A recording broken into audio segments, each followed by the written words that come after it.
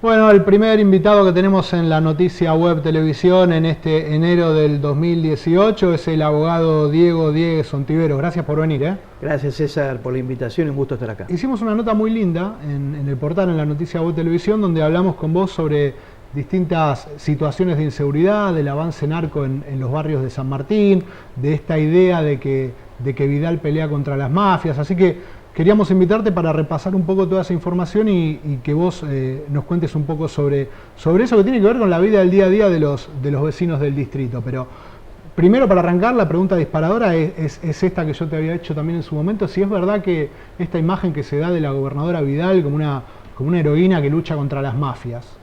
Mira, si hay algo en lo que sustenta Vidal su imagen, vamos a dividir lo que es la realidad de lo que es lo que es el discurso, ¿no?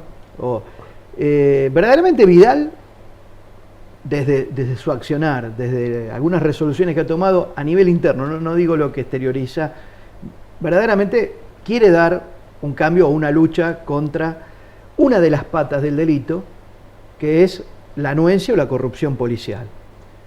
Ha dado imágenes, ha hecho sumario, ha desplazado gente, inclusive ha instado acciones judiciales que no han tenido éxito, porque el Poder Ejecutivo va por un lado, el Poder Judicial va por otro.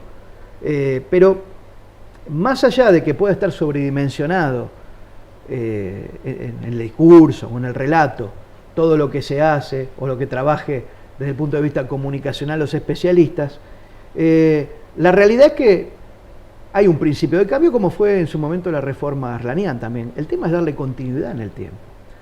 Porque la gobernadora se enfrenta a factores que son muy complejos, que es fundamentalmente el conurbano, porque no es lo mismo, como yo bien sabés, manejar el delito en Bragado, en Azul, en Bahía Blanca, como en Buenos Aires. Y específicamente no es lo mismo San Martín que San Isidro, claro, ni Vicente López. Entonces, ese mapa del delito pienso que todavía hay que trabajarlo mejor desde el conocimiento de las instancias más internas de cada partido, más por los barrios. Mira, yo pienso que si vos ¿Se puede hacer eso? ¿Se puede tener una idea, un programa de depuración de las fuerzas de seguridad y llevarlo al detalle finito de cada lugar, de cada territorio? ¿Eso es posible? Es posible con un buen análisis criminológico, lo que carece la Argentina desde siempre en materia de política criminal, es de un buen abordaje criminológico. ¿Cuál es tu realidad delictiva? Claro. ¿Viste? Como en la política se hacen, a ver qué barrio vota un candidato, qué barrio. Bueno, eso también se puede hacer con el delito. Mirá, si vos haces una gran mesa con los concejales, con los intendentes, con los curas y con los pastores evangélicos, más allá del criminólogo que puede estar y la fuerza de seguridad, te van a dar un mapeo perfecto. Te conocen muy bien el territorio. Porque te conocen muy bien el territorio, te conocen el nombre de las familias que delinquen. Y si los vecinos se animan, desde hace años, no solamente en este gobierno, sino en anteriores gobiernos, se dio en llamar lo que es la denuncia anónima, que las fiscalías generales te tomaban la denuncia anónima sin y dándole validez e instando investigaciones. Antes el miedo que se trabajaba mucho desde la comisaría era, no, pero usted hace la denuncia, después lo van a llamar de un juzgado, el delincuente va a estar libre y usted todavía va a tener que seguir yendo a los juicios. Eso era el propio sistema de corrupción policial que desalentaba al vecino donde le decían, o al contribuyente, que sin ser parte quería denunciar algo. Imagínate, no lo denunciaban siendo parte, siendo víctima del robo, por ejemplo, no lo denunciaban. Imagínate una persona que vio o que sabe que en el kiosco de mitad de cuadra venden droga, no lo va a hacer. Venden droga, armas robadas. Hay mecanismos entonces que ayudan a que el vecino, a que el ciudadano pueda participar de manera anónima. Exacto. Y brindar datos, herramientas para... Ahora, vos me hablabas un poco al principio la depuración de la fuerza, un poco cómo se limpia la fuerza. La idea el fantasma de la mano de obra desocupada. Exacto. Enlazamos un poco todo, el tema del territorio, el tema de los barrios donde cada vez en más lugares se puede cocinar o vender droga, como si fuese un kiosco que vende golosina. Todo eso se junta, digo. Eso nos genera un escenario difícil de dominar, digo, genera que crezca la venta de droga, que crezca la distribución. los policías que quedan afuera del sistema, que la única manera que tienen de trabajar por ahí es dedicarse al delito. Lo hacían cuando estaban en la fuerza, mucho más cuando están afuera. Mirá, hay algo que hay que verlo desde el conocimiento de la estructura de una banda, digo, para responder a tu pregunta con respecto a esta mano de obra desocupada, porque la primera reacción de muchas personas fue, pero con criterio, decir, bueno, echamos a 1.000, a 1.500, a 2.000, al 10% de la policía de la provincia. Bueno, esa gente que ya vivía por y del delito, se va a dedicar. Y yo te podría dar una respuesta del área criminológica. El comisario o el subcomisario o el principal que está fuera de la fuerza, ya a la banda mixta que integraba, no le sirve. Porque lo que le sirve es estar ocupando ese cargo. Claro. Entonces, ya no le sirve.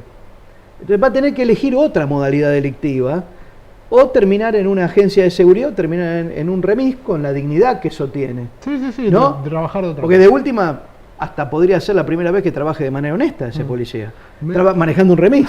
Claro. Digo, o estando en una agencia de seguridad cuidando un edificio. Tal vez sea la primera vez, después de muchos años, que encuentren un trabajo más digno. Ahora, me decías también en la otra charla, esta especie de efecto, lo llamamos el efecto Breaking Bad, esta serie que fue tan famosa de un profesor de química que se ponía a fabricar droga con un chico de su escuela y empezó a vender droga y terminó siendo una especie de capo narco. Esa especie de efecto Breaking Bad se da también en el conurbano. Hay familias que de repente con el papá sin trabajo, con el nene que está en el barrio, el adolescente que está en el barrio y no consigue, no le alcanza la plata, encuentran una salida económica en la droga. Tal cual, excelente tu pregunta, porque ese es el efecto socializador que tiene cierto tipo de delito como es el narcotráfico. Cunde y deja mucho más dinero. O sea, acá no es la figura de cómic o de un Pablo Escobar en una pileta de natación, claro, arriba de un morro en Medellín, con la chica, los autos de lujo. El tema es toda la gente que vive del narcotráfico y que trabaja en el menudeo, en el narcomenudeo, pero tal vez trabaje en una obra en construcción donde se blanquea dinero, donde hay un capital mixto y ese hombre es albañil y no va a tocar ni una pastilla de éxtasis en toda su vida, pero su patrón va a ser alguien relacionada con el narcotráfico. Así ocurrió en Medellín, perdón, en toda Colombia, ahora está ocurriendo en México. La droga se socializa, no solamente su consumo. Estados Unidos puede dar cátedra porque es el país que más consumo tiene del mundo. ¿Eso está pasando en el conurbano ahora? Eso, en el conurbano hay muchas familias que están trabajando en el empaquetado, en pesar, en distribuir, en el narcomenudeo, en el puerta a puerta. ¿Por qué? Porque pasa a ser una unidad amoral de ingreso de dinero. Entonces, donde yo ya vencí, digo, yo no tengo para darle de comer a la familia, o el trabajo legal que yo hago no alcanza para vivir. Y si yo lo que tengo que hacer es empaquetar, embolsar y dárselo al pibe mío para que vaya a venderlo jueves, viernes y sábado por ahí, o que me vengan a tocar el timbre y en el kiosco que yo tengo, anexar como una caja de sus, anexo una cosa, bolsitas. Otra cosa lo vendo. Bueno, pareciera, por eso está bien el efecto Breaking Bad, porque Breaking Bad habla de eso, de la desmistificación de ciertas cosas y que asumamos que no solamente el delito habita en nosotros, la marginalidad habita en nosotros, y yo te estoy hablando de gente también de clase media donde ha llegado este efecto. Mucha gente quedó fuera del sistema y encuentra en eso una respuesta amoral, porque no se lo plantea, porque lo moral para esa persona es traer dinero a su casa. Sí. Ahora, por un lado, yo voy enlazando elementos que rescatamos. Los policías que quedan fuera del sistema, la crisis económica, la proliferación de las cocinas de droga en el conurbano. Digo, el cóctel es explosivo. Mientras sigamos teniendo estas decisiones económicas que toma el gobierno, que le come el bolsillo a la clase media, media baja. No, la crisis, el panorama es oscuro. En la crisis económica, sea cual sea el gobierno, sea cual sea el estadio de la sociedad, independientemente de que estamos hablando de Argentina, eso impacta en el delito. Mirá, cuando Rudolph Giuliani se jactaba que él había, con la tolerancia cero en Nueva York, había cambiado, verdaderamente lo cambió. Pero eso es el mensaje, la síntesis del discurso de Giuliani. Cuando a Giuliani se le pregunta acerca de cómo hizo ese cambio, Giuliani va a hablar de que para ese cambio favoreció el mejoramiento económico de Nueva York, porque Nueva York tenía un gran desprestigio por el tema delictivo también, pero el mejoramiento económico de Estados Unidos, la corrupción policial, que él atacó duramente, o sea, él también aplicó la mano dura contra la policía, circunstancia que comunicacionalmente no se visibilizó para no generar conflicto dentro de la población, ese estado de incertidumbre que genera que vos metas preso a un policía. Nos cuidan los ladrones, es como un juez que vaya preso. Claro. Entonces vos decís, ¿cómo? Ese era el juez que me juzgó, ese era el hombre probo que tenía que cuidarme. Y después, la delincuencia. Lo que pasa es que él, Giuliani, desde su lógica ideológica, focalizaba mucho en ese delito lumpen, ese delito de baja cuantía. O sea, hoy rompen un vidrio, la teoría de los cristales rotos, hoy rompen un vidrio, mañana ponen una bomba y vuelan a un edificio, que en la realidad ninguna persona que rompe un vidrio difícilmente llega a colocar una bomba de alta complejidad. En algún punto pasa algo parecido hoy en algunas situaciones. Pero Vidal lo deja claro eso. Vidal como estrategia lo deja claro. O sea, compro el patrullero, trato de mejorar la escala salarial, pero también lo persigo. Claro. Digo, es un modelo, lo que pasa es que hoy por hoy no lo va a acompañar lo económico. Una diferencia entre Vidal y el gobierno nacional.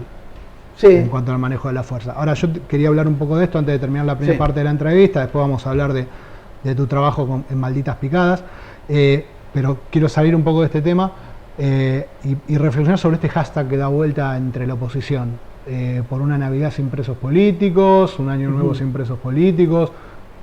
¿Tenemos presos políticos o es solo un eslogan ese? No, yo considero que sí, que tenemos presos políticos. Los tenemos, y no solamente acá en la Argentina, sino los tenemos también en toda Latinoamérica en este momento. Puntualmente, ¿qué es un preso político? El Indio Solari decía que en alguna su letra que todo preso es político, circunstancia que yo coincido. ¿Por qué? Porque todo preso es político, pues termina siendo una decisión del Estado y el Poder Judicial, que es un ente de poder y un ente político, porque el Poder Judicial también maneja política interna y decide quiénes son los que están detenidos y quién no. Ahora, si nos bajamos un poco al llano y no nos ponemos tan filosóficos, yo te puedo decir que hay muchas de las últimas detenciones que se hicieron que verdaderamente, especialmente en la causa AMIA, que verdaderamente son para mí apresuradas. Y entonces ya más que el preso político es la apropiación de esa persona detenida que hace la política. Claro. Porque esa decisión del juez no podemos ignorar que está contaminada de tratar de adaptarse a los nuevos cambios, porque en la mayoría de los casos son jueces que han tenido esas mismas pruebas durante años, la han tenido y no han tomado las decisiones que toman ahora. No hacían nada antes, están haciendo algo distinto ahora y en el futuro vaya a saber cómo te vendrá. Y a mí un juez de esas características es poco confiable. Antes, durante... más allá del kirchnerismo o macrismo, digo, se pierde el valor justicia, es terrible. Y cuando vos detenés a alguien, más allá que pueda merecerlo, yo no estoy haciendo un juicio de valor, yo estoy haciendo un juicio de valor sobre la cuestión procesal de la prisión preventiva. Entonces, porque lo detengo y después me pongo a averiguar. O invento una doctrina de que esa persona está entorpeciendo, que se puede fugar, y esta famosa doctrina Irurzun de la que se habla. Y claro, en el imaginario colectivo, uno dice, Devido, Cristina, Vudú, manejaron tanto dinero, manejaron 1 más 1 es 2, seguramente se robaron algo, pero la justicia no funciona así. Digo, a César y a Diego no le gustaría que ante un problema que tengamos, la justicia actúe de esa manera tan presurosa en la detención, porque eso responde a una necesidad coyuntural, o sea, en términos políticos sería como una demagogia por parte del Poder Judicial hacia la ciudadanía, que también pone en jaque a esa justicia, porque acá hay como una especie de síndrome de Estocolmo, estamos enamorados del torturador. Por un lado, la desconfianza en la justicia es muy alta, y por otro lado, de golpe pasamos a confiar como en esa misma justicia. Claro. O sea, sabemos que hay zonas liberadas en el conurbano, y después decimos, bueno, no, pero tengamos cuidado que ese comisario, que no me atendía el teléfono, por ponerlo de manera gráfica,